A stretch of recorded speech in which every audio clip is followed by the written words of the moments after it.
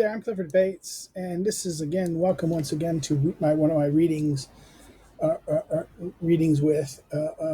I'm focusing here again. This is the second chapter of my thing on my special before my turning to Montesquieu and my returning on the scheduled return. I thought I'd do a surprise, um, uh, and the surprise is it deals with Carl Schmitt, looking at his political theology, and I'm going to be looking at. I've already looked at chapter one. Now I'm going to be looking at chapter two of his political theology. Okay, today we're going to be looking at chapter two. Um, we'll just go looking at it. Go right through it. Chapter two, which deals with the problem of sovereignty as the problem of the legal form and of the decision. So therefore, it's tied to his double aspect of understanding of a norm and a decision. These are two juristic concepts. This is before his revision a decade later of adding, institution, the institutional third form of third juristic form. But then, as legal form or juristic form, right, is a problem of the sovereignty as a problem of legal form, okay, of juristic aspect. So let's look at this. When theories and concepts of public law change under the impact of political events, the, dis- the discussion is influenced for a time by the practical perspective of the day. This is a simple saying. Like, in other words, that theories and concepts of law change because of an event, and therefore what happens is that the discussion is influenced for a time by the practical perspectives, practical issues.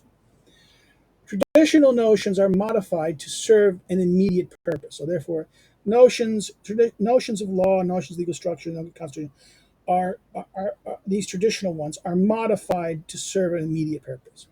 New realities can bring about a new sociological interest and a reaction against the formalistic methods of treating problems of public law. In other words, the political realities, the crisis of the moment, the situations of the time create, so from a sociological point of view of society and the forces that drive it, can lead a reaction against older traditions and over formalistic methods, right? This idea, this 19th century legal this 19th century legal positivism that was formalized in neo-Kantian law in a Germanic sense. But it is also possible for an effort to emerge that separates juristic treatment from changes in political conditions and achieves scientific objectivity precisely by a firm formal method of treatment. In other words, he's saying, okay, yes, that there's an element that therefore the situation can lead us to kind of reject formal methods, but then the situation can do something else. A new science can come up. In other words, an effort to emerge that separates juristic treatment, uh, uh, uh, uh, uh, juristic treatment, how the law and legal forms operate, changes in political condition. Therefore, a general theory of law, right? The idea of that achieves scientific above uh, temp, practical and political changes of the moment that achieve kind of what he calls a scientific objectivity because it is a formal method. This is like the pure theory of the law of Kelsen, right? Yeah. Thus, it is thus possible that this kind of political situation might produce various scientific tendencies and currents. In other words, he's saying that the crisis of this moment, that this crisis of the breakdown of the situation and the social forces can create, in other words, create new theories, new norms, new scientific models. Of all juristic concepts, the concept of sovereignty is the one most governed by actual interests. So therefore, of all the concepts, sovereignty is the one governed by more actual interests. According to convention, the history of this concept begins with Bodin. But one cannot say that it has developed logically since the 16th century. The phases of its conceptual development are characterized by various political power struggles, not by a dialectical heightening inherent in the characteristic of the concept. In other words, his argument is that it's not, in other words, development of sovereignty is not simply just the logical outcome of a dialectical structure of the principle, but rather sovereignty is how it defines itself in time, he argues, from the 16th century ever. It emerged out of contests of action characterized by various political power struggles. the struggle between the king against the feudal lords, the struggle against the new bourgeoisie against the and their constitutional against the king. Okay, in other words, these and then the tension between the mass popular mass workers and mass society against the bourgeoisie. In other words, is using the Marxist kind of class analysis the argument of these struggles and these contestations define who is authority, who is ruling, who is so. Therefore, this is as much as a thing. Then, in other words, the reality of what sovereignty means, of who is the sovereign, who is the one who has exercises a decision. This is very much a contest, a history. In other words, a is a very. In other words, is development by the various political struggles, these debates about who's in charge, as much as the concept of how its logical concept. So it's a kind of double duality. One is the conceptual, the logic of the concept of self, and the evolution and the logic of the concept, and then the reality of the social struggles. This is of these things. Baudin's concept of sovereignty was derived from the 16th century, from the final dissolution of Europe into nation states, and from the struggle of absolute rulers with the estates, right? This tension of, therefore, this merger of empire into nations. And then the second thing is this tension between kings, these absolute rulers, and the estates. Okay, the self-consciousness of the newly constituted state was reflected in the 18th century in Vattel. Emmanuel Vattel is the French, Swiss legal theorist. Vattel's concept of sovereignty, which was formulated within the context of international law. In the newly found German Reich, it became necessary after 1781. This is the German Empire, right, established after by Bismarck, to advance the principle of advance a principle for distinguishing the authority of the member states from the federal state. In other words, they needed to distinguish the authority of the state of the member state. In other words, this is the Germanic federal problem, right? The Germanic federal problem is the problem of the empire, the Reich, of the federal state, the federal Reich, and then the subordinated member states that formed the Reich. The Stads or Lands. Today we say that Lands, right? The Lands who were the former Stads, the Stats, the German of the German Staats, the Lands. These were therefore the distinction between these two, right? On the basis of this principle, the German theory of the state distinguishes between the concept of sovereignty and the concept of the state. So therefore, he's now specifically his analysis here is specifically German. And the problem that the Germans had, which took this theory of the state, which is, following Hobbes, is a unitary concept. And how do you take the theory of a unitary structure and then apply it to a federated system? This is something that America and Germany both had to deal with. America at the federal constitution level at the time of 1789, and Germany in the creation of the German Reich by the Wilhelmine Reich, likewise had to deal with this because they needed to unify the states under a general rule of the empire, of the Kaiserreich. So, in this sense, right? So, therefore, this idea, right? So, therefore, this principle, the Germans' theory of the state, distinguishes between the concept of sovereignty and the concept of state. What is gained by this distinction is that individual states may retain their status as states without being endowed with sovereignty. That's the German answer. The German answer strips. They maintain the states, and maybe this is the thing.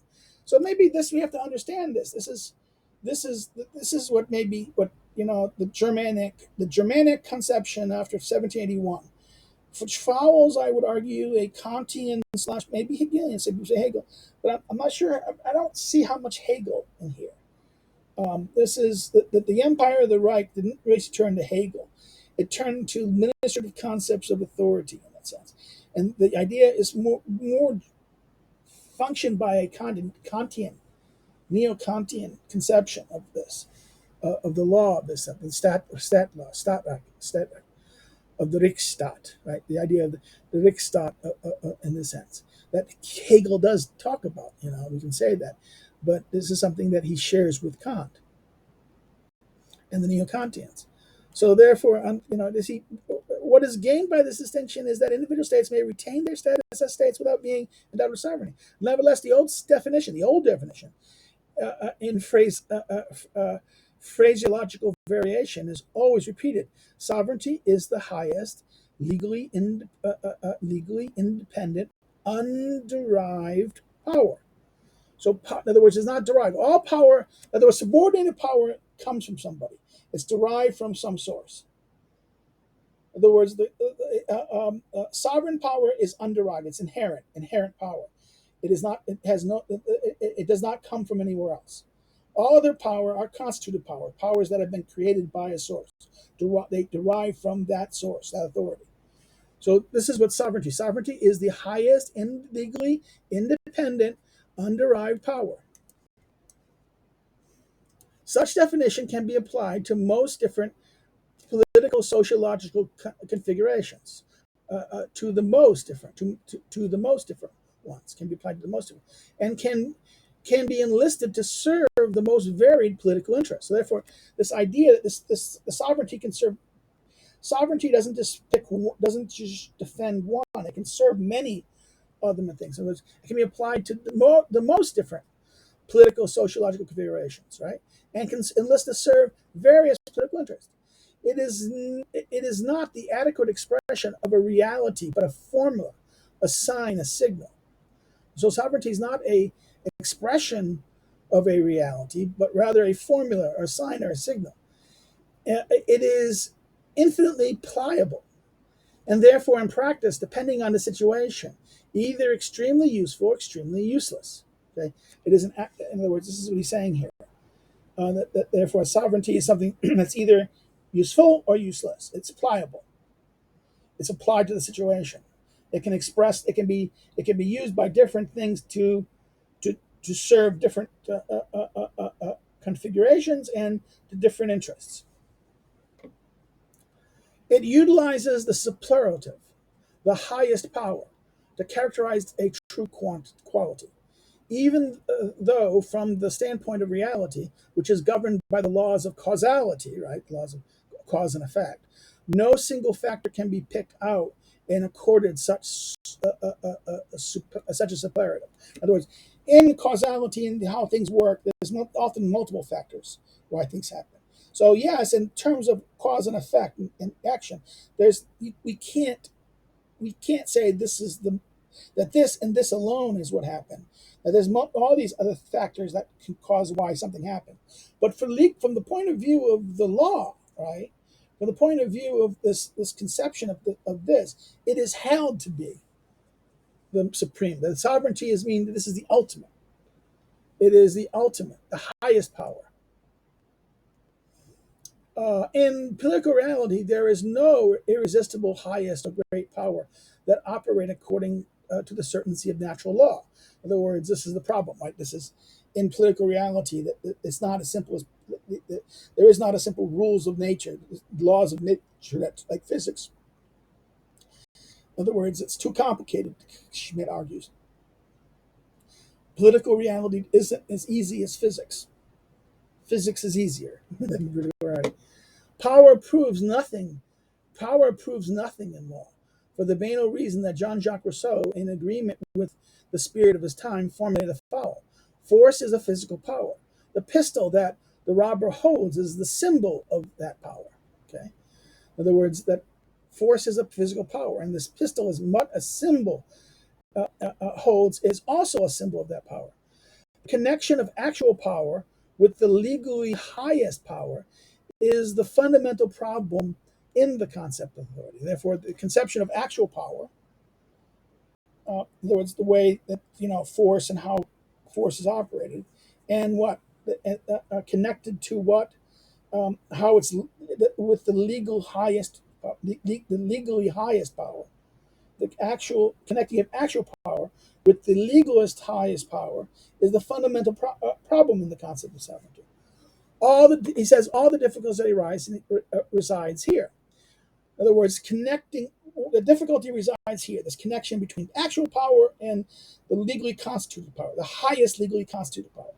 that the sovereign is that which has the highest legally constituted, the total real power. The linking of this legal concept, this concept here, with actual power. Um, uh, what is necessary is a definition that embraces this concept of jurisprudence. Such a definition cannot consist of general tautological predicates, but rather must specify the essential juristic elements, these real juristic elements, the elements of that. The most detailed treatment of the concept of sovereignty available in the past few years attempts a simple solution. This had been done by advancing a disjunction, sociological slash jurisprudence, uh, with an simple either or, obtaining something purely sociological and something purely juristic. So therefore, there's distinction between this. There's something sociological and jurisprudence. There's an either or. It's either law it's either law or sociology. Right? There's disjunction: law, sociology, or jurisprudence, and therefore an either or. Something purely sociological and something purely distinction, pure law, legalistic. Kelsen followed this path in his Das Problem of Sovereignty und the Theory of Volksrecht and Sociology und Juristische Staatsbegriff, a theory of state, I think. Um, uh, yeah, that's right. These two books, right? To obtain in unadulterated purity a system of ascription to norms and a last uniform basic norm. All sociological elements have been left out of the juristic concept of this, right? The old contrast is between ought is and ought. The old contrast is and ought. Between the causal and the normative considerations, right? Had been transferred to contrasting of sociological and jurisprudence with greater emphasis and rigor than had been done by Gregor Jelinek and Kirill Kroskowski, the two fathers of Stop, right? But with the same unproved certainty. In other words, this distinction. The old contrast is between is and ought. The famous Kantian, the distinction of something that is versus something ought, and therefore the difference between the causal, the scientific, and the normative. Right. This is that has been transferred now to the sociological jurisprudence, which seems to be that the causal is sociological and the jurisprudence is now normative. Right. Um, in this application. The application of the disjunction emanating from another discipline or from epistemology appears to be the fate of jurisprudence. In other words, that it comes from epistemology appears to be the fate of jurisprudence. This distinction between is and ought. Now, what happens is the application of disjunctions emanating from epistemology comes in. During the procedure, Kelsen arrived at the unsurprising result that from the perspective of jurisprudence, the state must be purely juristic. In other words, the state entity must be defined by a juristic structure, something normatively valid. So therefore, it's an element of the norm, right? In other words, that the norm must be, the juristic attitude is something normatively valid. It is not just any reality or imagined entity alongside and outside the legal order. The state is nothing else than the legal order itself, which is conceived as a unity, to be sure. Right? So therefore, Kelsen's conception here is that the state is nothing but a legal form. It's nothing but the legal form. It is nothing but this entity. That the state is nothing other than the legal form itself. That the problem resides precisely in this conception does not appear to create any difficulties for else in that sense. The state is thus neither the creator nor the source of the legal order, the argument goes. According to Kelsen, all perceptions to the contrary are personifications and hypostatizations. In other words, hypostatizations. In other words, assertions, right? Personifications of this. We apply to our will to this. or we assert something. Duplications of the uniform and the identical legal order in different subjects. The state, meaning the legal order, is a system of ascription to the last point of ascription and to to a last basic norm. So and therefore, in other words, a norm. A norm governs order. The norm is the governing principle. The norm is that. Therefore, the state itself is nothing but a norm. A law creates the state. The legal order is the state itself. Um, The hierarchical order that is legally valid in the state rests on the premise that authorizations and competencies emanate from the uniform central point to the lowest point. Okay, so therefore, the central point, in other words, in other words, the idea here is that the hierarchical order that is the validity of the state rests on the premises that authorizes the competencies that emanate from this uniform central point and to the lowest point. The highest competence cannot be traceable to a person or to a social psychological power complex, but only to a sovereign order in the unity of the systems of norms. This is Kelsen. He's expressing Kelsen's conception here. The highest competence cannot be traceable to a person or to a social psychological power complex, but only to the sovereign order in the unity of the system of norms. For juristic considerations for juristic consideration there are neither real nor fictitious persons, only points of ascription. In other words, there's not real persons or fictional persons that are the source of this, but rather what he says, ascribed aspects, things that have been ascribed by the law. The state is the state is the terminal point of ascription. In other words, something that has been described or given um, the point at which the ascriptions which constitute the essence of juristic consideration can stop. In other words, there's a point here that decisions, that juristic decisions, they stop at that point, right? The state is the terminal point of ascription. In other words, at which constitute the essence of a juristic consideration can stop. This point is simultaneously an order that cannot be further derived. In other words, there's no other thing that is derived no further. It's the beginning. It's the end point. No more. Nothing. It's derived. Nothing else can be derived by it. An uninterrupted system of order, starting from the original, the ultimate, from the highest to a lower, meaning a delegated norm can be considered in such a fashion. So again, an interrupted system of order, starting from the original and that from the highest to a lower, meaning a delegated norm, can be conceived in such a fashion. The decisive argument, the one that is repeated and advanced against every intellectual opponent, remains the same. The basis for the validity of a norm can only be a norm. Okay. In juristic terms, the state is therefore identical with its constitution and with the uniform basic norm. In other words, this is him kind of deconstructing. Schmitt here is now deconstructing the kind of the Kelsian argument. He's basically presenting Kelsen's argument about this idea of the legal norm, this kind of neo-Kantian, neo-positivist, this new model of this idea to constrain law as under norm, right? And he points out the contradiction here. The catchword of this deduction is unity, right? The unity of the viewpoint of cognition demands a preemptory, a monistic view. The dualism of the method of sociological and jurisprudence ends in the monistic metaphysics.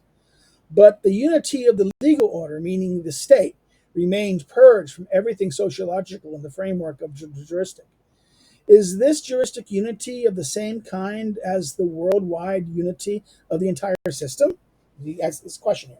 So in other words, he says that the argument here is this unity, this unity of this monastic view. But the problem here is that, well, this is distinct, that the juristic is distinct from the sociological, and that therefore, and that this juristic system is the same kind of worldwide unity as of an entire system.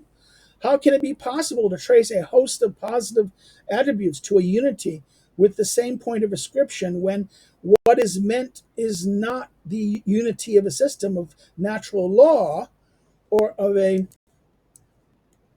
general theory of law, but the unity of the positive valid order, of a positive valid order? In other words, words such as order, system, and unity are only circumscriptions of the same postulate, which must demonstrate how it can be fulfilled in its purity. In other words, logically, coherently, in its pure sense. It has to be shown how a system can arise on the foundation of a constitution, which is either a further tautological circumscription of a unity or a brutal sociological, socio-political reality. In other words, it's either two things. A constitution, in other words, a system is founded on a constitution. The constitution is what? In other words, another unity, a unity within the unity within the unity, or is it a brutal sociological, socio-political reality? The systemic unity is, according to Kelsen, an independent act of juristic perception. Right? According to Kelsen, this systematic unity is an independent act of juristic perception, not a brutal social political reality. It's rather simply another unity upon a unity, right? So it is a tautology. It becomes a tautology. Schmitt is basically suggesting that it's kind of a self-serving tautology. Let us for now disregard the interesting mathematical assumptions that a point must be in order as well as a system, and must also be identical with a norm. Let us ask another question. So let's just set aside this the problem of this. It must, in other words, a point must be in order as well as a system, but it also must be identical with a norm. In other words, there's something. He's pointing out the absurdity of what Kelsen is doing here. There's the illogic or the problem. He problematizes the Kelsen's assumption, or the neo-posit, what I call this legalism that Kelsen seems to wish to impose, and rather ask another question: on what does the intellectual necessity and objectivity of the various ascriptions, those things these things that we're describing, with the various points of ascription, rest, if it does not rest on a positive determination, on on a command? In other words, a command, a determination, and therefore a command. In other words, this. What does the intellectual necessity and objectivity of these ascriptions and these various points of ascriptions, if it does not rest on a positive determination, on a command, a command which implied what? A willingness, a willing agency to say, do something, do this, right? As if speaking time and again of uninterrupted unity and order would make them only the most obvious things in the world. As if a fixed harmony existed between the result of free juristic knowledge and the complex that only in political reality constitutes unity. What is discussed is a gradation of higher and lower orders, supposedly found in everything that is attached to jurisprudence in the form of positive regulations. In other words, he's saying that this is a very long sentence, very, very long sentence, typical German legal sentence, right? As of speaking time and time again, this uninterrupted unity and order would make them the most obvious things in the world, as if a fixed harmony existed between the result of free juristic knowledge and the complex that this network or this complexity that only in political reality constitutes unity. What is discussed is a gradation of higher and lower orders, supposedly founded in everything that is attached to jurisprudence. In other words, destruction. The normative science to which Kelsen sought to elevate jurisprudence is all purity, cannot be normative in the sense that the jurist by his own free will makes value assessments. In other words, it cannot be normative. In other words, this system, this normative science to which Kelsen sought to elevate jurisprudence, and all purity, cannot be normative in the sense that the juristic by his own free will makes value assessments. He can only draw on the given positive on given values, positively given values. There's these things that he's been given. In other words, the legal structure saying that someone has given these things. He's not free to make decisions on his own in that sense. Objectivity thus appears to be possible, but has no necessarily connection with positivity. In other words, positivitat. This is this concept in German law. In other words, although the values on which the juristic draws are given to him, he confronts them with relativistic superiority. He can construct a unity from everything in which he is interested juristically, provided he remains pure. Unity and purity are easily attained when the basic difficulty is emphatically ignored, and when, for formal reasons, everything that contradicts the system is excluded as impure. One who does not take any chances and remains resolutely methodological, not illustrating with even one concrete example how his jurisprudence differs from that which has been practiced until now as jurisprudence, finds it easily to be critical. Methodological conjuring, conceptual sharpening, and astute criticizing are only useful as preparatory work. In other words, these things, methodological conjuring, conceptual sharpening, and astute criticizing are only useful as preparatory work. If they do not come up to the point when arguing that jurisprudence is something formal, they remain, despite all efforts, the antechamber of jurisprudence. In other words, the thing that comes after jurisprudence. Um, uh, uh, uh, uh, yeah, it's before, the thing that comes before, after, before, the thing that is something before jurisprudence. Kelsen solved the problem of the concept of sovereignty by negating it. The result of his deduction is that the concept of sovereignty must be radically repressed. This is in fact the old liberal negation of the state vis-a-vis law, and the disregard of the independent problem of the realization of law. This conception had received a significant exposition by Hugo Crabbe. His theory of the sovereignty of laws rests on the thesis that it is not the state but law that is sovereign. Right? This Krebs's view is that it's the state is not sovereign; it's the law that's sovereign. So that this, in other words, that uh, you know, but in doing this, this negates sovereignty. Sovereignty, law and sovereignty have become the same thing. Kelsen appears to see in him only a precursor of his own doctrine, identifying state and legal order. In fact, Krebs' theory does not share a common ideological root with Kelsen's result, but precisely where Kelsen was original in his methodology, there is no connection between the exposition of the Dutch legal scholar and the etymologically and methodologically distinction of the German neo-Kantian.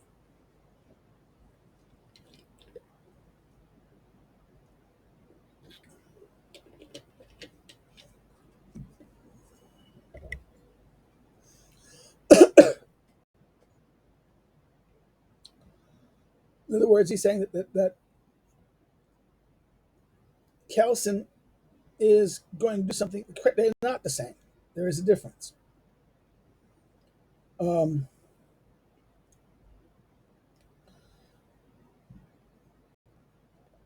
however one wants to approach it. The doctrine of the sovereignty of law is, as Krebs says, either a record of what is already real or a postulate that ought to be realized. The modern idea of state, according to Krebs, replaces personal force of the king and the authorities with spiritual power. We no longer live under the authority of persons, be they natural or artificial, i.e., legal persons, but under the rule of laws, spiritual forces. This is the essence of the modern idea of the state. He continues, these forces rule in the strict sense of the word, precisely because these forces emanate from the spiritual nature of man. They can be obeyed voluntarily. The source of this legal order is to be found only in man's feelings and his sense of right. He concludes, nothing can be said further about this formation, and is the only one that is real. In other words, this is where Krebs gives his idea of this. Right? This is again, I think this is tied to his work with Subject 216, launched in 1919, to the modern state. The idea of modern idea of the state. This is, I think, the problem of sovereignty. I think this is, yeah, this is Kelsen, the modern period. This is now five. The theory of state is Krebs. This is the theory of the state. Krebs, I think. Um,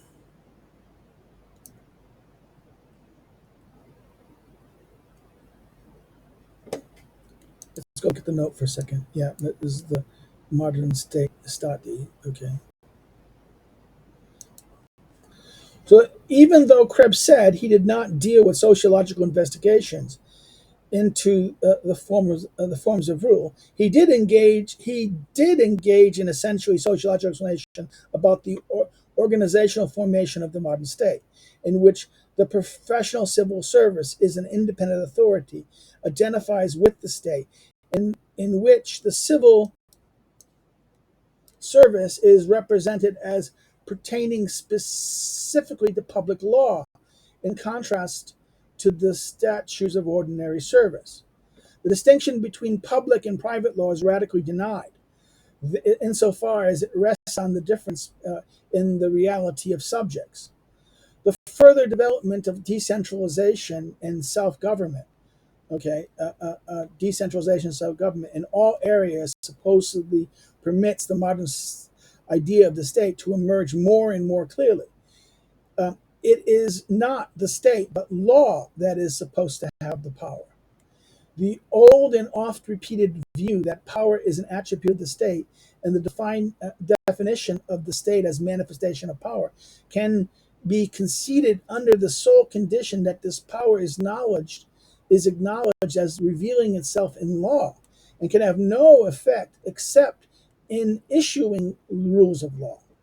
What must be pointed out simultaneously is that the state reveals itself only in the making of laws, be it by the way of legislative enactment or by rewriting laws. The state does not manifest itself by applying laws or in maintaining any sort of public interest whatsoever. Okay, this is again Krebs.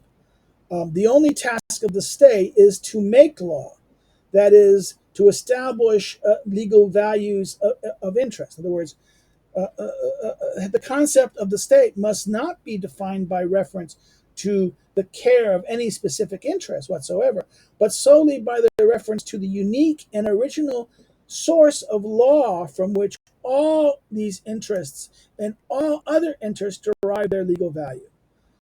So again, this is all tied to his concept of the modern state, right? The modern state and the way it operates, Krebs. So the idea here is that in many ways he's still doing it. In other words, it's kind of like where Kelsen tries to completely do it. Now, what Kleb is doing is really pointing to something sociological, some force, but he denies it is. In other words, it's kind of like yes, it's there. It's this transition from this either what we call the rules of actual persons or fictional persons to assist these institutions, and particularly the civil servants, the bureaucracy, um, which are kind of an interest, right? But that we should understand the interest not in terms of the action of the interest, the actors and their interests, but rather as the system and that the rules coming from this, the thing that has been legislated, and that law is how the state exercises itself.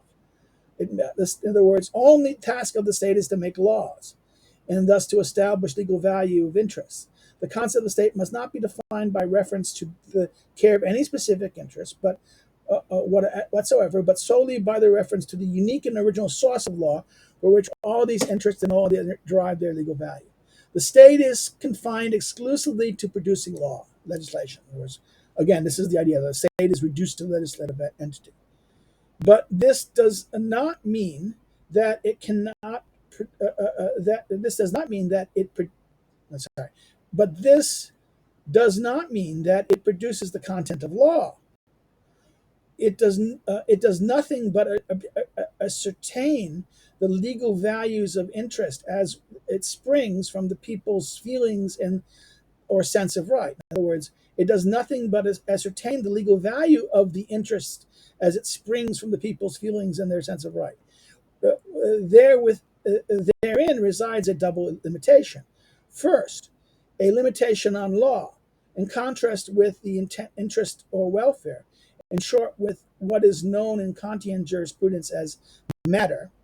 In other words, the question of the as matter, right? In other words, the first limitation on law in contest with interests and welfare. In short, what is known in Kantian jurisprudence as matter. Second, a limitation on the declaratory, but by no means constituted act of ascertaining. So therefore, the matter of the law, what is the issue of the matter, and the limiting of the declaration or the ascertaining.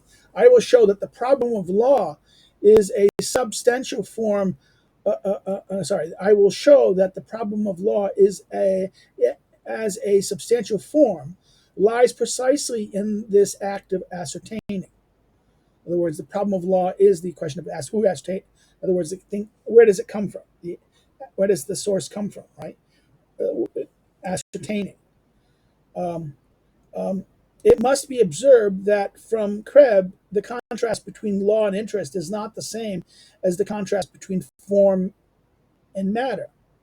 So it's not the same as the form and the matter.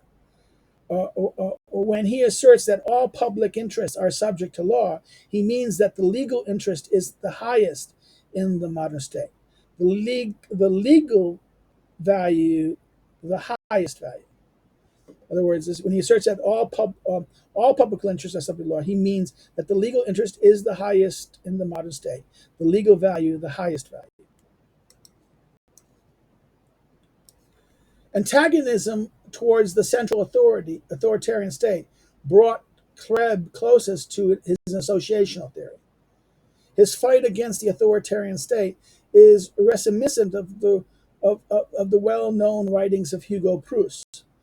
Of Otto von Guericke, the founder of association theory, formulated his notion of the state as follows: the will of the state or the sovereign is not the real final source of law, but is the organ of the people convoked to express legal consciousness as it emerged from the life of the people. Now, this is Guericke's famous Die Gunde, the Stadtreich in the Stadtland. In other words, it is possible Schmitt worked of an off-printer whose pagination is not good. In other words, the problem is that the edition that Schmitt is using may not be the one that that is used normally. Okay, we have a problem here. I went too far. Let's go back here. And in other words, antagonism towards the centralized authoritarian state brought him close to this. About a process, von Guericke's line, right? This is that line we just read.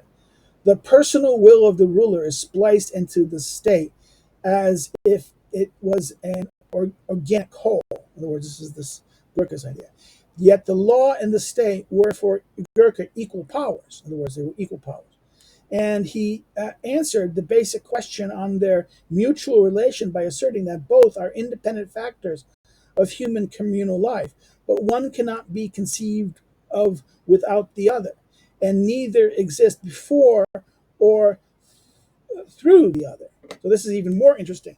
Gurkhas argue is that the words law and the state and the law, right? The state and the law are two different things. They're two separate things that are one does not create the other, but they they can't exist without each other, right?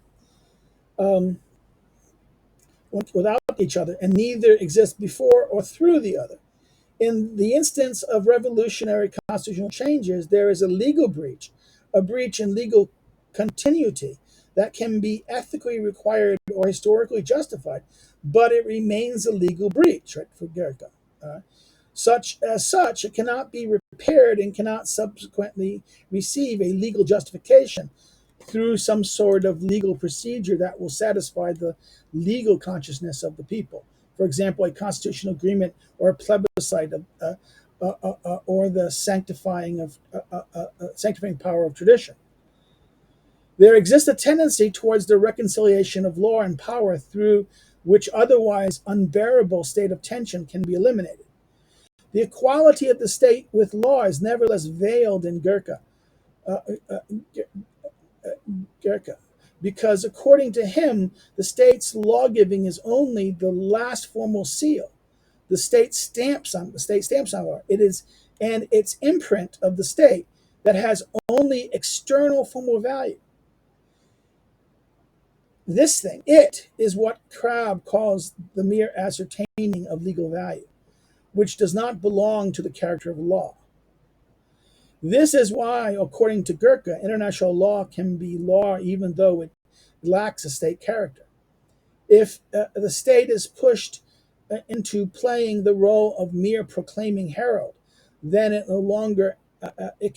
can no longer be sovereign. In other words, if it's a herald, it's just merely a herald of someone exercising merely the authority of others. Then it can no longer be sovereign.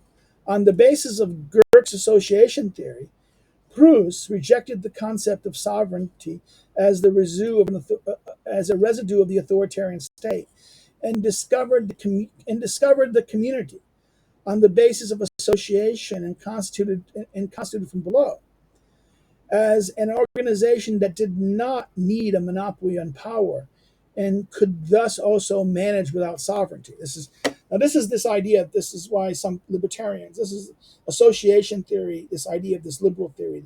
This association. Everything's voluntaristic. Everything like this. But Hobbes understood this as well. Hobbes is association theory too.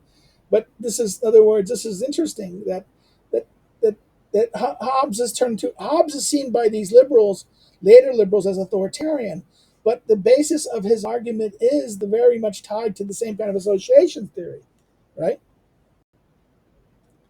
Um, in other words, on the association constituted from below, and thus organization did not need the monopoly of power, and thus could also manage without sovereignty. This association that this Proust's idea. So again, he's doing all these very Germanic German legal theories that he's dealing with. This is why Schmitt has to be understood within German law. This is why it's taking him normal with removing him from. This is why this chapter is even very problematic to do in an Anglo-American situation, because the legal structures of this is tied to a very continental legal structure, which is operating within this problem that emerges in the creation of the German Reich, the German Empire, and the way that civil law had to be rectified in the question of these two spheres of authority. And this idea here, this idea of the authoritarian state, where this was the problem with the authoritarian state that emerged, where the authority comes from coercion, right? That absolute power and it's social, and the authoritarian state is more sociological in the sense. Um, Now, among the new representatives of association theory is Kurt Wolzendorf, was tried to use the theory to solve the problem of the new epoch of the state. Among his numerous work, his last is the greatest interest here. The starting point is that the state needs law and the law needs the state. But law, as the deeper principle, holds the state in check in the final analysis. The state is the original power of rule, but it is so as the power of order and the form of national life, and not an arbitrary force applied by just any authority. So let's read this. The state is the original power of rule, but it is so as the power of order, as the form of the idea of the national life of the people, right? And is not an arbitrary force applied just by any authority, but only by this national form. What is demanded of this power is that it intervenes only when the free individual or the associational act proves to be insufficient. In other words, okay, when the private individual, the free individual, and the associational act is insufficient, in other words, this is insufficient. This is a liberal theory. In other words, this is very much a liberal theory. That the individual and the individual action and the voluntary association, if they can solve it, then they should do it. When they can't solve it, then this entity should come to solve it. The state should come in here.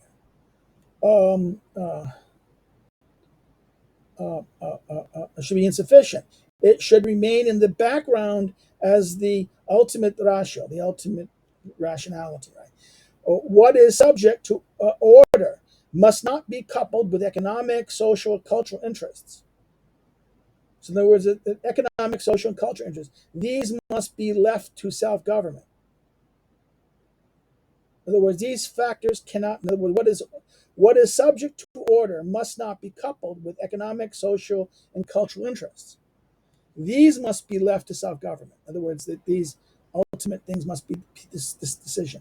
That that a certain maturity belongs to self-government could identically make Wilson's postulates dangerous, because in historic reality, such historic pedagogic problems often take an unexpected turn from the discussion to dictatorship. Right?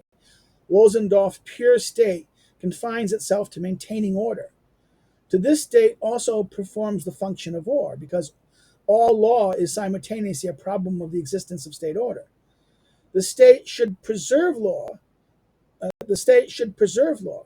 It is guardian, not master. Okay, guardian, not a mere blind servant, and responsible and ultimate guarantor. Right. In other words, this is okay. So therefore, this idea that the state is the guardian, not the master. A guardian, not a blind servant. So it's more than that. It's the responsible and ultimate guarantor, right? This idea of the guardian. Wolzendorf sees in his idea of the Soviets, an expression of this tendency to associational self-government, to confining the state as pure function that belongs to it. I do not believe Wolzendorf was aware how close he came with his ultimate guarantor to the authoritarian theory of the state, which is so completely antithetical to his association democratic conception of the state. In other words, this is the kind of, he's pointing out, well, don't you see his idea here leads us to as much of an authoritarian state? He says, Wolzendorf doesn't understand that his model here of ultimate guarantor leads us to leads us to a direction to the authoritarian theory of the state, which is totally antithetical to his association. This is why his last work, compared to those of Krebs and other representatives of the associational theory mentioned, is particularly important. It focuses on the discussion on the decisive concept, namely that of the form in its substantive sense. The authority of an order is valued as so highly, and the function of the guarantor is of such independence, that the state is no longer the ascertainer or the external formal transformer of the idea of the law. So this is interesting. So let's repeat this. The authority of the order is valued so highly, the order that the function and the function of guarantor is such independence that the state is the no longer only the ascertainer or external formal transformer of the idea of law.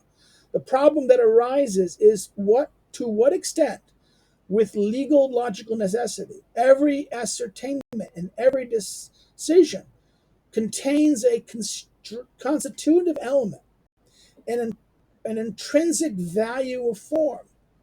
In other words, the problem here arises that with every logical necessity, every ascertainment and decision, every ascertainment and decision contains a constitutive element, an intrinsic value of form.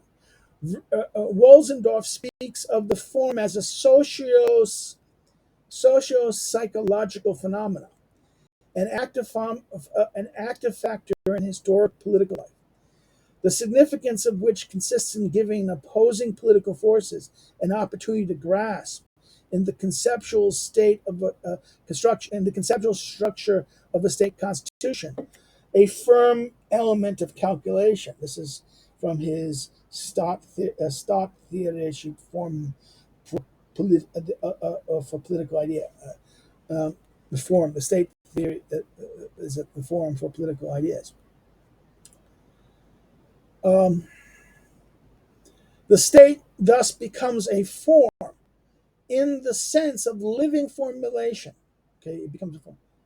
In other words, the state becomes a form in a sense of a living formation, by which the other things, these other forces come into grasp. What in the Constitution, the question of calculation.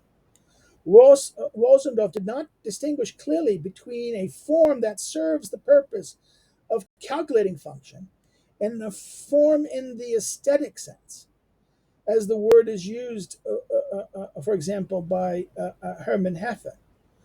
The confusion spreading in philosophy around the concept of form is repeated with especially dangerous results in sociology and jurisprudence.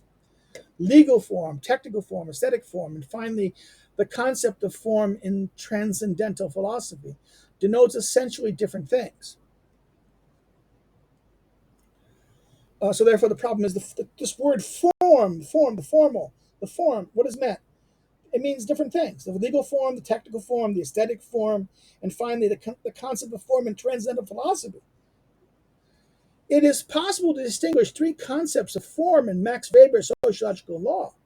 For instance, the conceptual specification of legal context, whose legal form, the normative regulation, is, as he says, but only in the causal component of consensual acting, right? In other words, this one thing, this normative, the legal form whose normative regulation, okay, I think it's a typo. Regulation is, as he says, the only causal compulsion of a consensual acting. In other words, that law is this kind of the conception of specification of legal context, whose legal form, right, the normative regulation, this normative ruling or regulation, is the causal component of is the cause thing. It's causing component, the causing agency of why we have actors acting together to do something together, right? Then when he speaks of differentiations in the categories of legal thought, he equates the word formal with the word rationalized, professionally trained, and finally calculable. This is his idea of rationality, that legality and rationality are connected, right? He thus says that a formally developed law is a complex of conscious maxims of decision, and what belongs to it sociologically is the participation of trained lawyers, representatives of the judiciary with the civil service status, and others. Professional training, which means rational training, becomes necessary with the increased need for specialized knowledge. From this is derived the modern rationalization of law towards the specific juristic and the development of formal qualities. And I think this is the right sociology. This is his economy and society, right? This is his section on the right sociology, philosophy of law chapter in economy and society, right? This is that famous edition of Max Weber. So,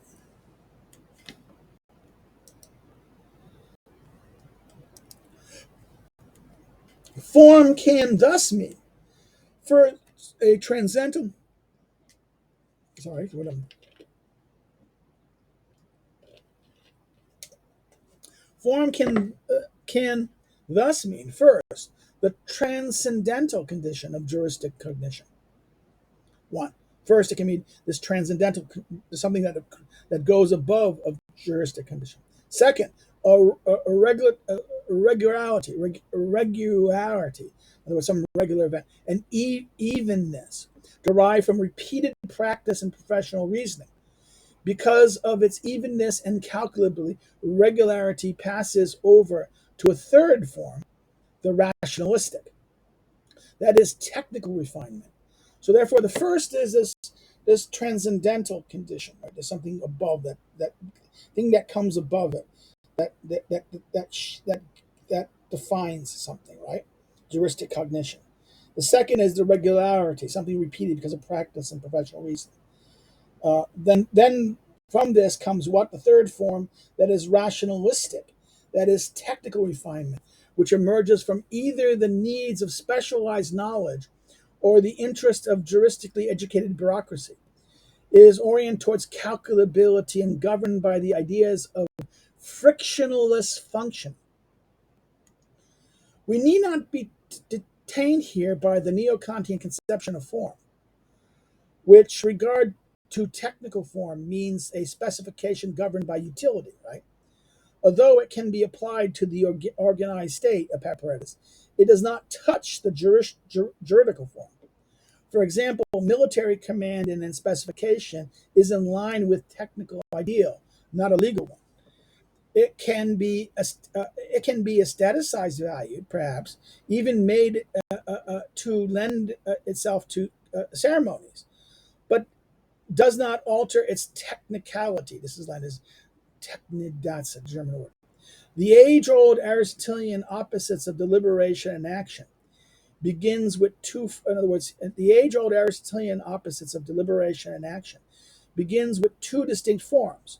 Whereas liberation is approachable through legal forms, action is approachable only by technical formation. The legal form is governed by the legal form is governed by the legal idea and by the necessity of applying legal thought to factional situations, which means that it is governed by the self-evolving law in the widest sense. Because the legal idea cannot realize itself, it needs a particular organization and forms before it can be can be translated into reality. So this is he's saying here the regime, whereas the regime formulates the shapes the political community, and therefore before law can come into being, the regime must be shaped. What is view of justice? What is view of that? That's the Aristotelian understanding. So this is his kind of way of describing what Aristotle's doing here.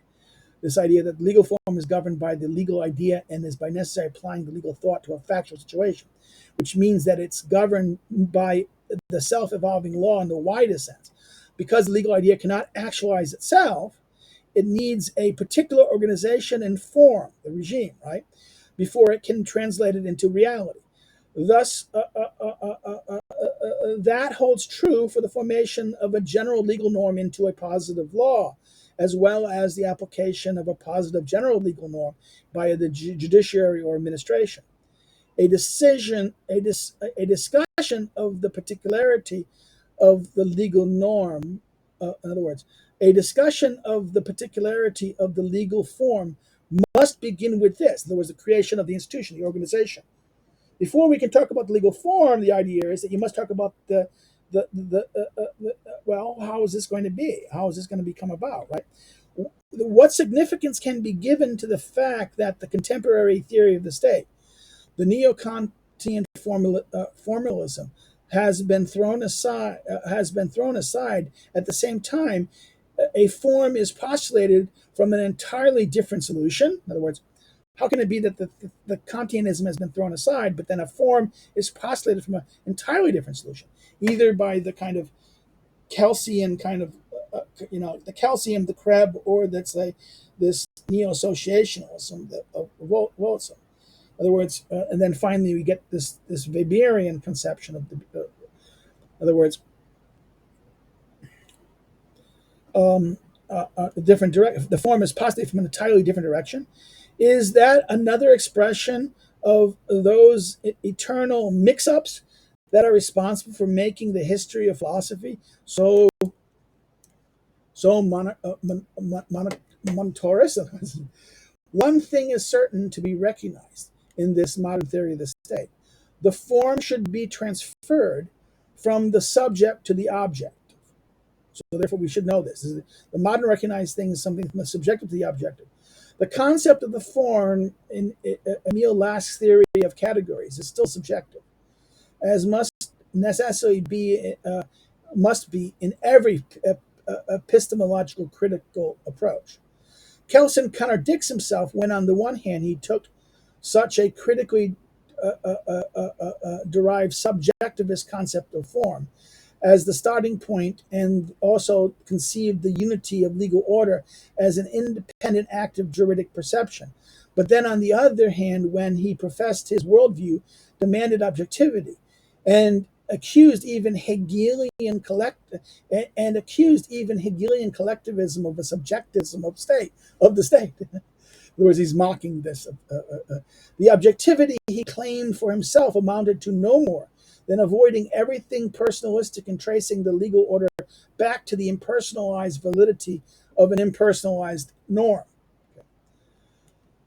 So therefore, this is his critique of Kelsen. Kelsen's joke is that in other words, he criticizes even Hegelians for being superior. Well, he himself is this ultimately, in other words, the objectivity claimed for himself amounted to no more than avoiding everything personalistic and tracing a legal order back to an impersonalized validity of an impersonalized norm.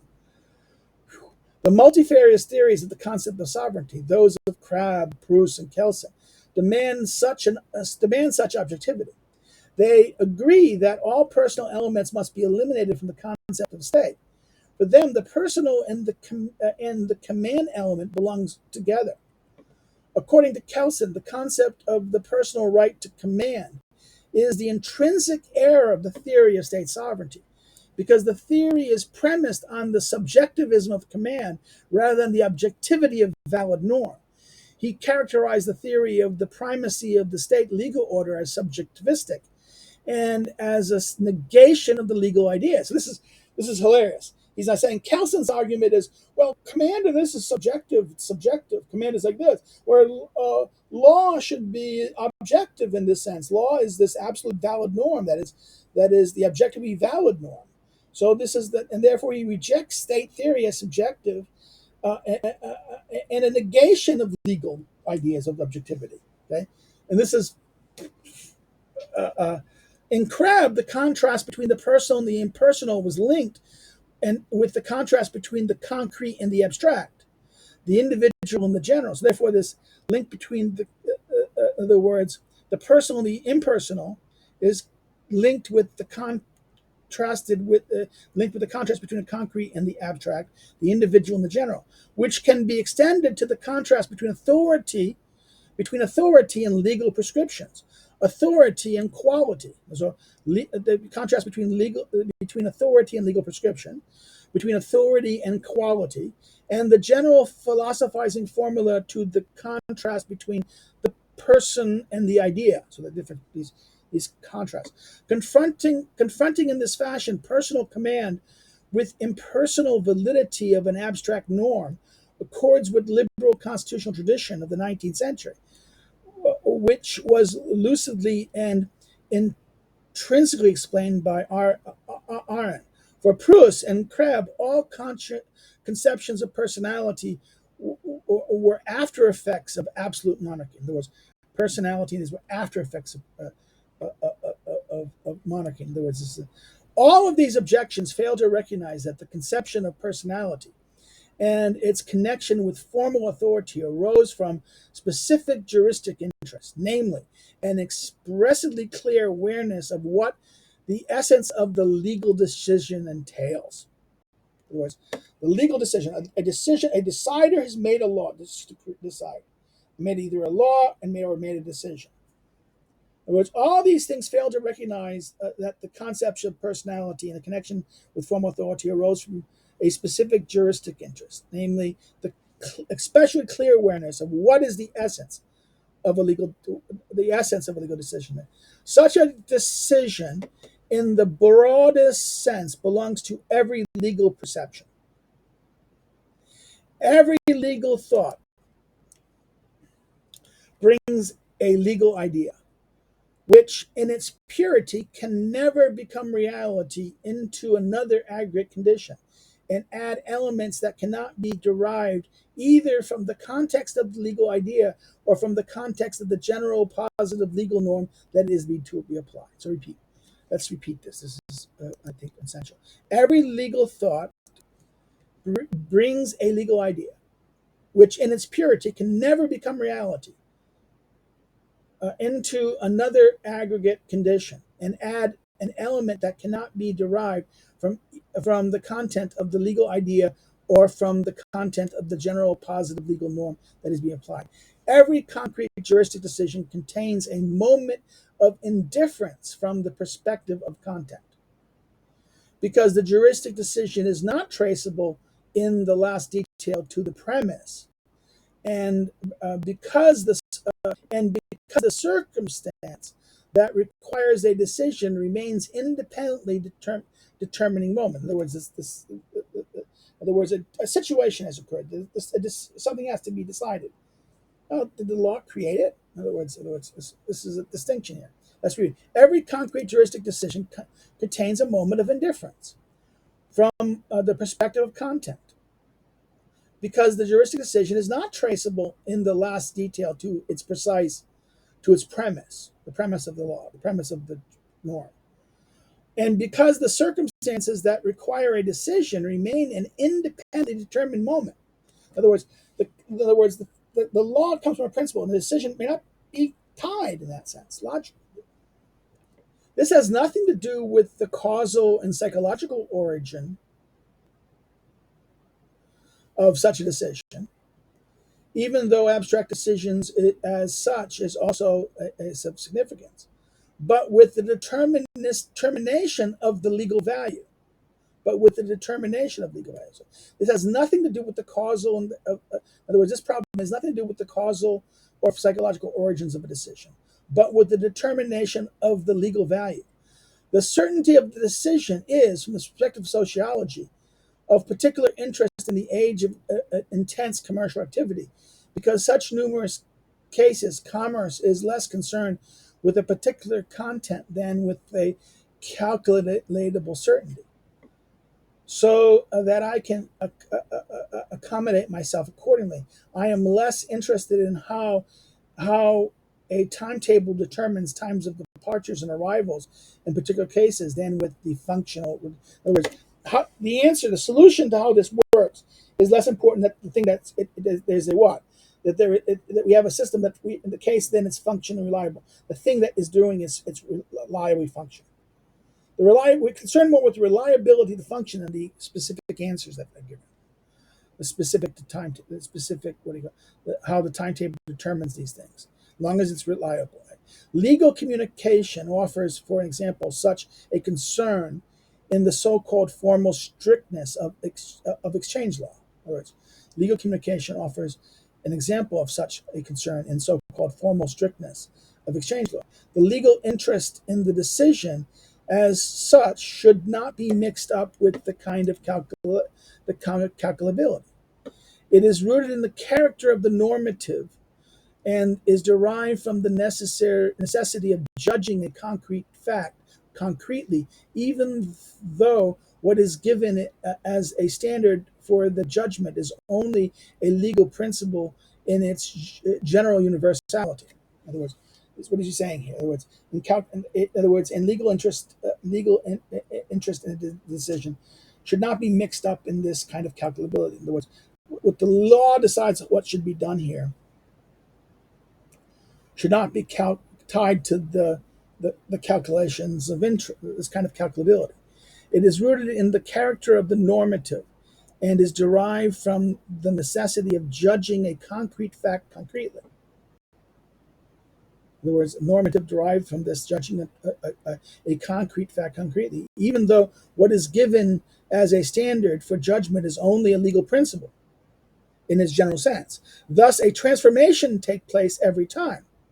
In other words, a general principle that a legal idea cannot translate itself independently is evident from the fact that it says nothing about who should apply it.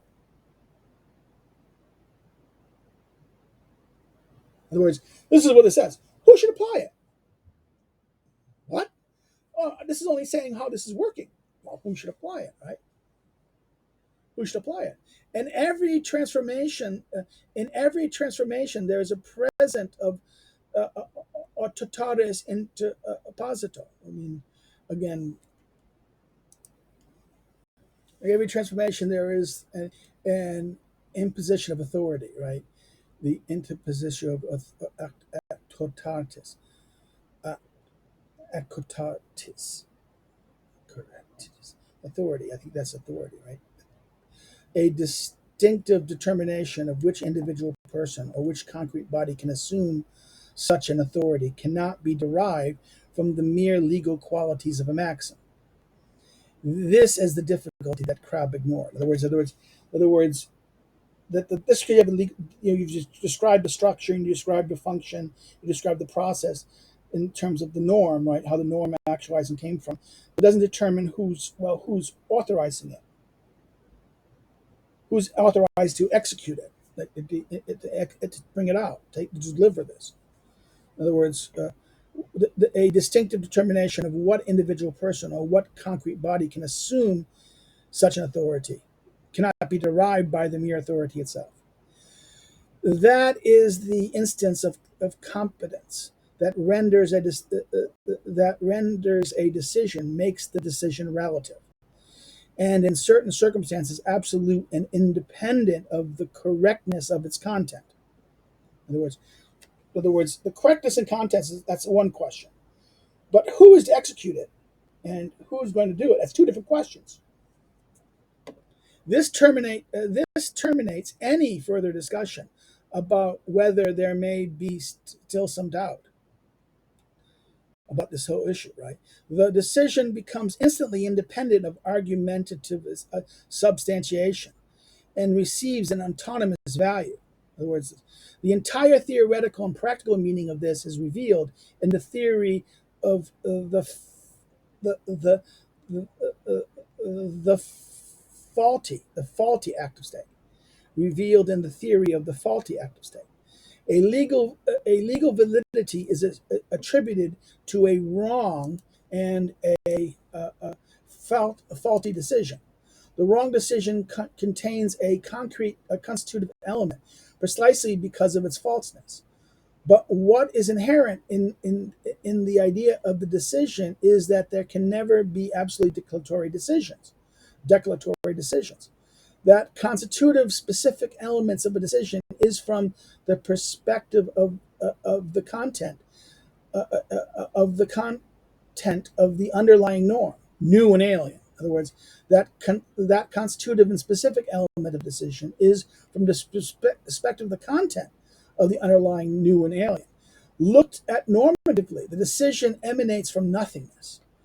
The illegal force of a decision is different from the result of substantiation. In other words, the legal force of a decision is different from the result of its how did it come to being, substantiation. Right? Ascription is not achieved with the aid of a norm. It happens.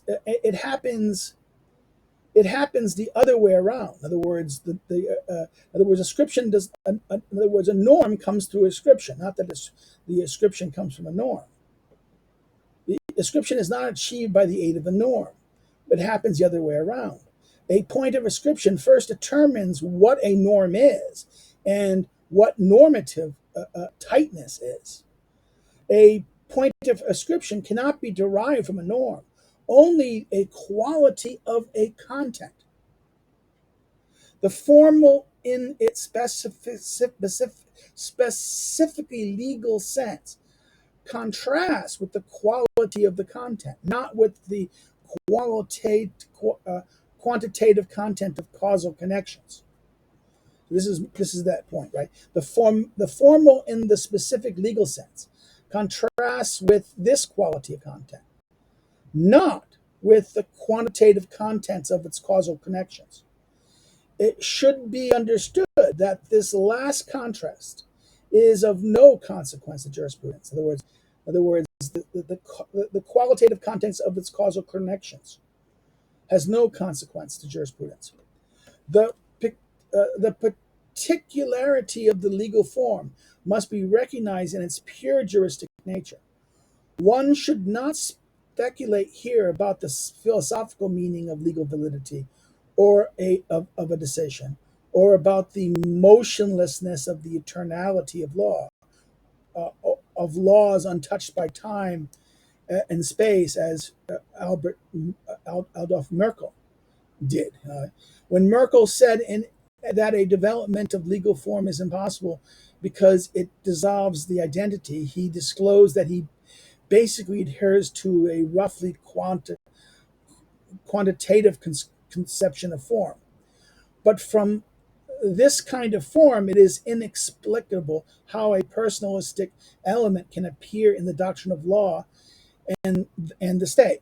This notion accords with the old constitutional tradition and its starting point that only a general legal prescription can be authoritative.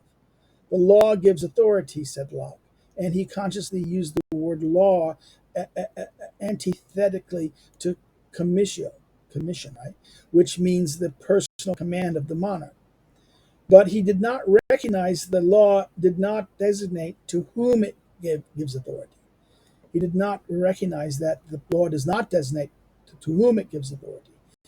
It cannot be just anyone who can execute and realize every desired legal prescription. The legal prescription as the norm of decision only designates how decisions should be made, not who decides. In the absence of a pivot of authority, anyone can refer to the correctness of the content. But the pivotal authority is not derived from the norm of decision. Accordingly, the question is that of competence. Who is competent? A question cannot be raised by and much less answered in the context of the legal quality, answered from the content of the legal quality of a maxim. In other words, according to the question is whose competence, and a question that cannot be raised by, much less answered from, the context of the legal quality of the maxim. In other words, how is the maxim's legal quality?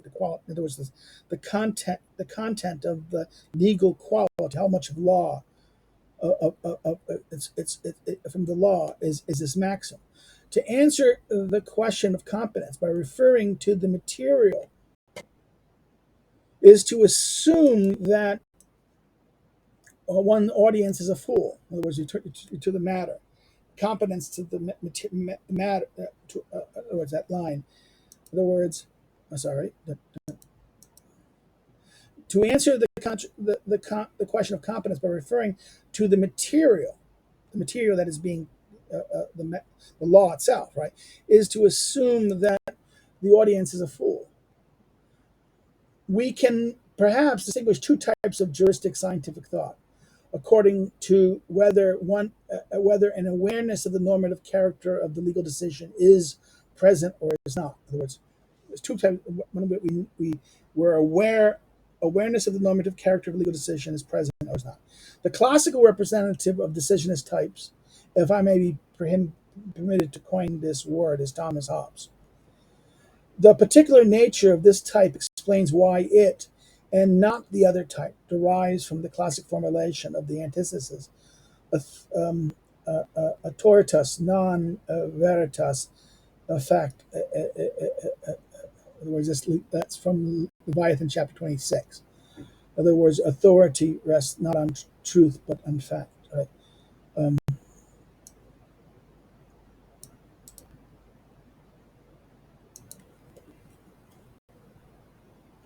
Sorry, my Latin's getting worse. It's again. Remember, this is the Latin. Hobbes is Latin. Leviathan in Latin. Authority, not truth, determines law. Authority, not truth, makes law.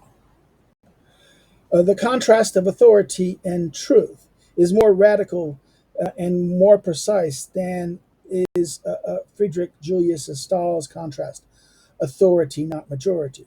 Hobbes also advanced a decisive argument that connected with this type of decisionism, with personalism, and rejected all attempts to substitute a abstract valid order for a concrete sovereignty of the state.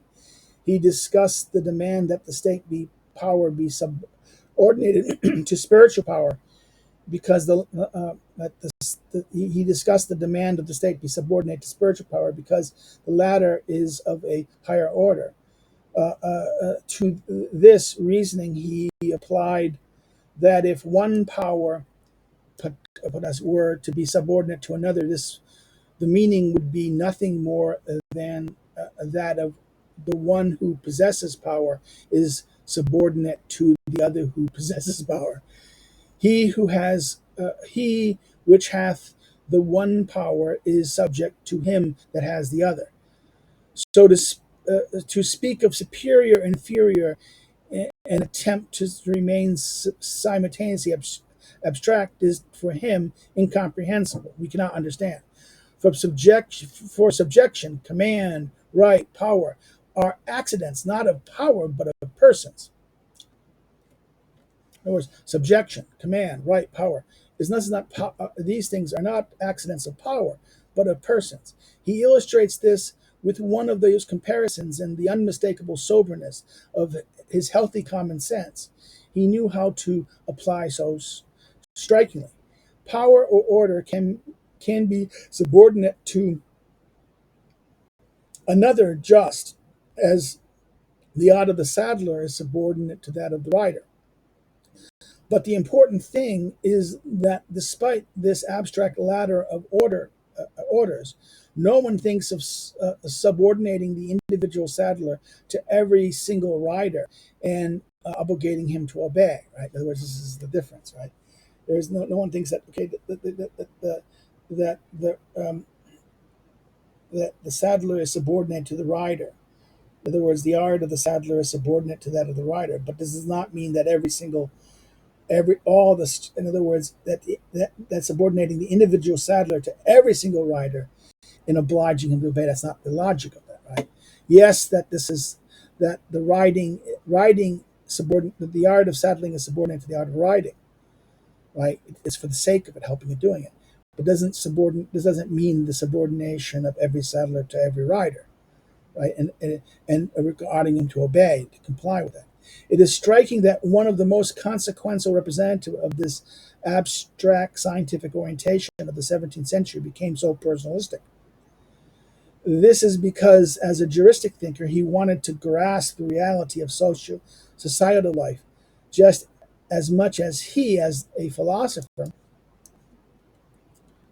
a natural scientist wanted to grasp the reality of nature. He did not discover that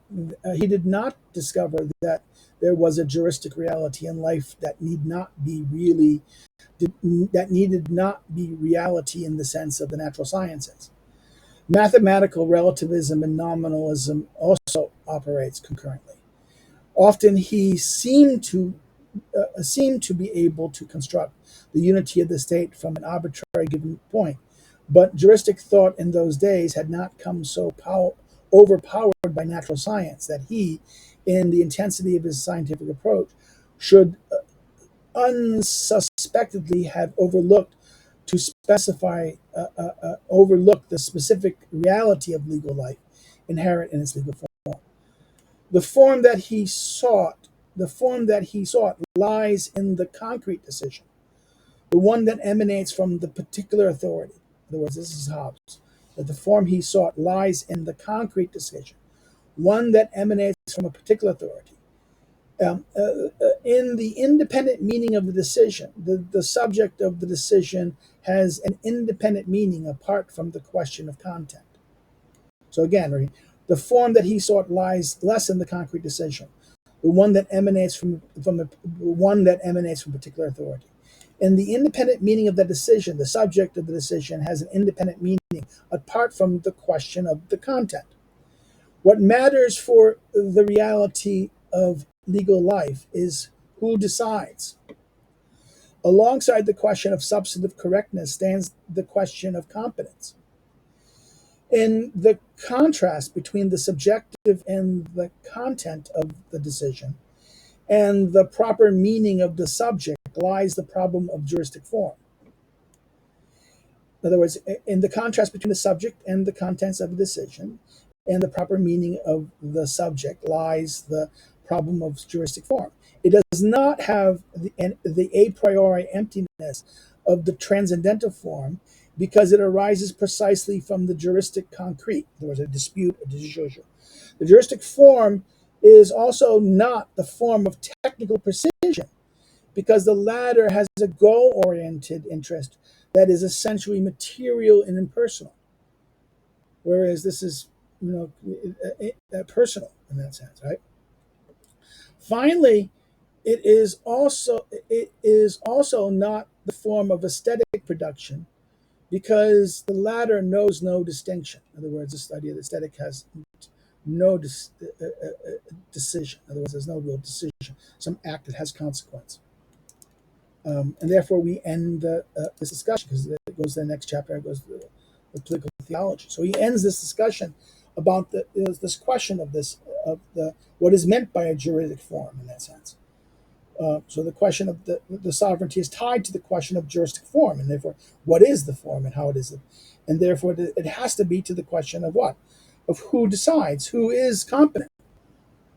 And the question of who is competent is completely independent, Schmitt argues, of the question of the rightness or the origin of the structure of this. And he then goes through that. No, he goes through all the tradition of those who try to make that oh no, it's the norm, it's the depersonalized, impersonalized process, and that therefore the state is always subjected to this not this personalized subjective decision, but rather this structural, either the law, the process, this rationality, this externality, general a normativistic structure, right?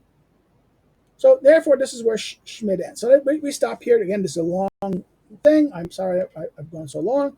If you have any comments, questions, or issues, please put them below. If you like the video, like it, share it with a friend. Please share it with others. Share on social media.